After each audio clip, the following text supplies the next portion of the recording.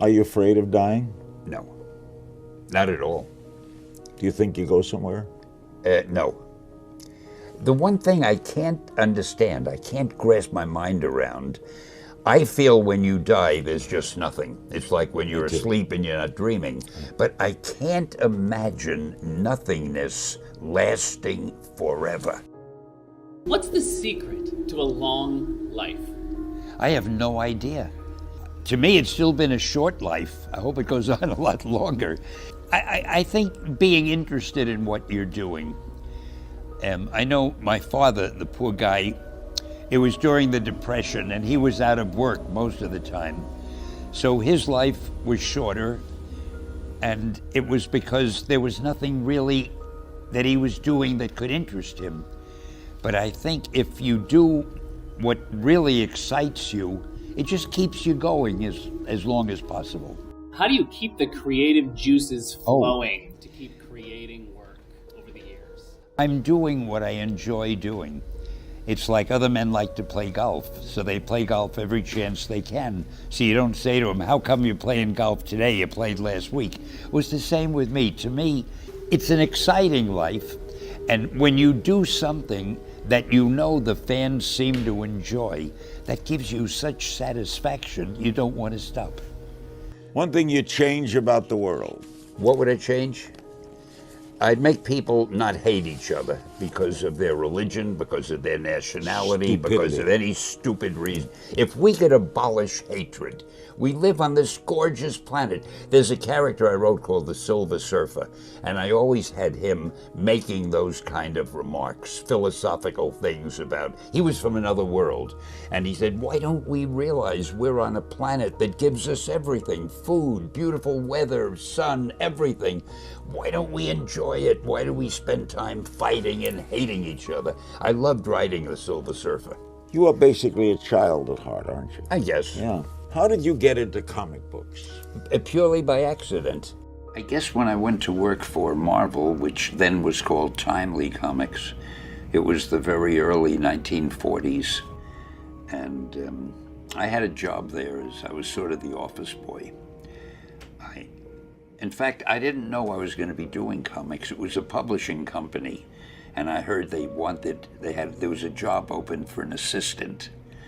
Now, they also published men's magazines, movie magazines, sport magazines, and they had a little comic book section somewhere that I was hardly aware of. So I applied for the job, and I found out it was for the comic book department. And there were only two people running that department, Joe Simon and Jack Kirby. And I started working for them. I filled the ink wells. In those days, people used ink. And I erased pages, and I went down and got them sandwiches for lunch and stuff like that. After a while, they left. And it had been a three-man department, and now I was the only man left. And I was about 17 and a half, and the publisher came over to me and said, do you think you can keep things going till I find a grown-up, to run the place? Well, when you're 17 and a half, what do you know? I said, sure, I can handle it. So I guess I did, because he never found that grown-up, and I was there ever since.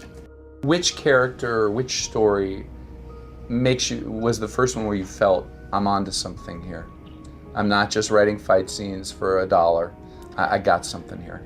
I guess the first Fantastic Four story, because that was the first one that I wrote the way I really wanted to write it.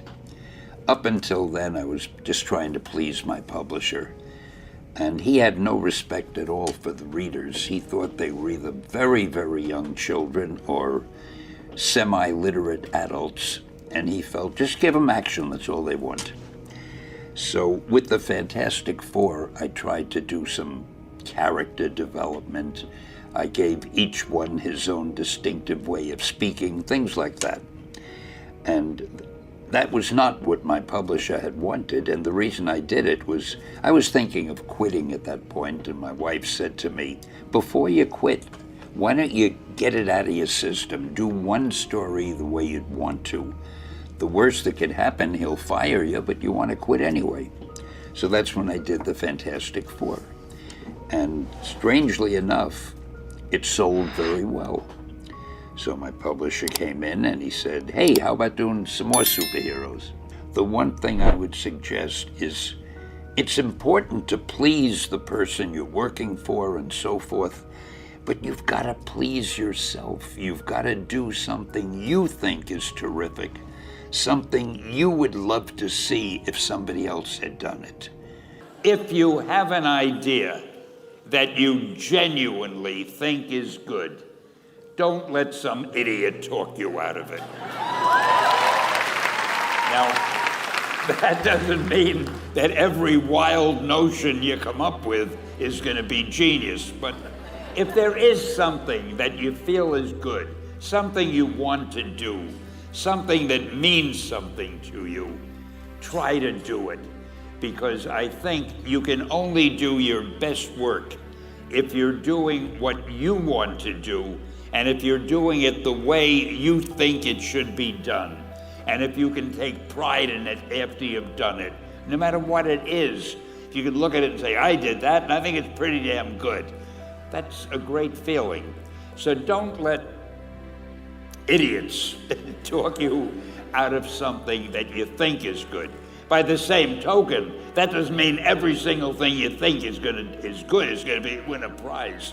Got to have a little judgment there. I've had other things that I thought were good that didn't work, but my publisher came to me and he said, Stan, I want you to come up with another superhero. So I said, okay, went home and I saw a fly crawling on the wall. And I said, hey, if I could get a superhero that could stick to walls and crawl on them, man, that would be cool. So I thought that was good. Now I needed a name. So I said, well, let's see, Fly Man, Mosquito Man. I got down to Spider-Man. Spider-Man. It just sounded dramatic. So, okay, I had my hero, I had his power, his name, and then I figured just for fun, I'm gonna give him personal problems. Then I thought I'd make him a teenager, because there were no teenage superheroes that I knew of at the time. So armed with all that wonderful material, those great ideas, I ran into my publisher's office and I told him. This was the reaction he gave me. Stan, that is the worst idea I have ever heard. First of all, people hate spiders, so you can't call a hero Spider-Man. You want him to be a teenager? Teenagers can only be sidekicks. And you want him to have personal problems? Stan, don't you know what a superhero is? They don't have personal problems. Well, I left the office disappointed, but obviously a much wiser man. And I couldn't get Spider-Man out of my system. So we were about to kill a magazine. I think it was called Amazing Fantasy. Just to get it out of my system, I put Spider-Man in Amazing Fantasy, featured him on the cover, forgot about it. A month later, all the sales figures came in. My publisher came racing into my office. Stan, you remember that character we both loved so much, Spider-Man? Let's do him as a series. Are there some real-life modern-day heroes in your mind? Who in the world do you admire a lot? There are a lot of servicemen that I meet when I go to conventions and we talk. People in service in this country, I have great admiration for.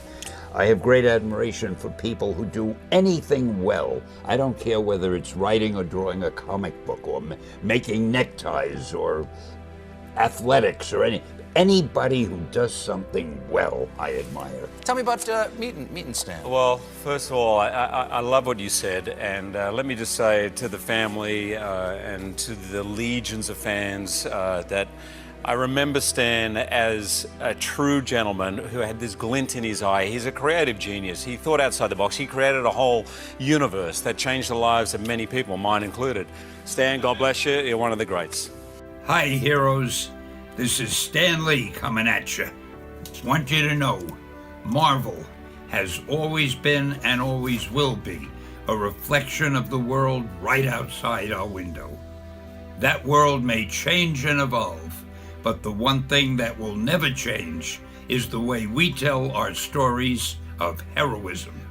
Those stories have room for everyone, regardless of their race, gender, religion, or color of their skin. The only things we don't have room for are hatred, intolerance, and bigotry.